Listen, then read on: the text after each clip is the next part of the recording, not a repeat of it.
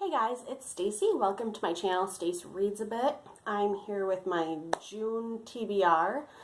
I know it's been a really long time since I posted a video. I think the last video I posted was in September. But been having a lot of life changes, mostly for the better. And I will talk more about that at the end of the video because I want to get into my TBR in case people don't want to hear about that. So the first book I picked is Heartburn by Nora Ephron. I have actually been wanting to read this book for quite a while, but was unable to find it in my library. Didn't have a copy, but there was a copy at the used book sale at the library from donations. So this is about a marriage ending from the point of view of the wife who is 7 months pregnant. It's actually based on Nora Ephron's own divorce back in the 70s, and I'm excited to read it because she was an incredibly witty and funny author. I've read some of her other books, her nonfiction books, and loved them, so I wanted to read this. The next book is Ghost Boy by Martin Pistorius. This is a nonfiction. This is his telling of his own story. When he was a child, he went home from school with a sore throat, and within a few years, he was a mute quadriplegic, and they had assumed that there was nothing going on neurologically for him, when in reality he was trapped in his own body. He was unable to communicate, he was unable to move, he was pretty much just at the mercy of his caregivers. And since I work in the medical field and I'm in nursing school, neurological stuff just really fascinates me, and I thought this would be the perfect book for a nice summer read that actually teaches me something. The next book I'll be reading is I'll Be Gone in the Dark by Michelle McNamara.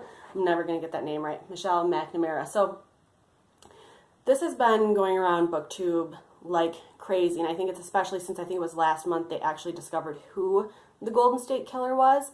But Michelle McNamara had been working on this book up until her unexpected death, and so she never got a chance to finish it. And I actually just learned like a couple of days ago the reason that there's an afterword by Patton Oswalt is that she was his wife. And I don't know how I didn't put the two together earlier, but I didn't. So this is kind of interesting. I got this, and the plan is my significant other and I are going to read this to each other aloud. So this will be kind of a way, we're both going to be able to read the book, but then it's kind of a fun thing to do. So I'm hoping we can finish it this month, but regardless, we are reading this to each other, and we'll get to find out what happens together. The fourth book I'm going to read this month, I don't actually have a physical copy yet. I ordered David Sedaris' new book, Calypso, from an online retailer, and for whatever reason, they ran out of stock, and now I'm waiting patiently for them to ship it. But I am a huge fan of David Sedaris, and I've seen him speak twice, do 2 readings, and every single time I absolutely recommend it. And he's on a tour right now, so if you can get tickets to go see him, do it. He's worth the drive, he's worth the money, he's worth the time. When he signs books, he like does little doodles on the inside cover, so definitely go see him out. So I haven't posted since September. I've mentioned before, I am in school full-time in fall and spring semesters, but I also began a new relationship, and there were some health issues with my partner, and I didn't really have a lot of time outside of school and work where I wasn't studying or being supportive. So not only did I not make any videos, I haven't read as much as I normally do or as much as I want to. I'm currently 3 books behind in the Goodreads challenge, which I know I'll be able to make up this summer since I'm not in class for the next couple of months.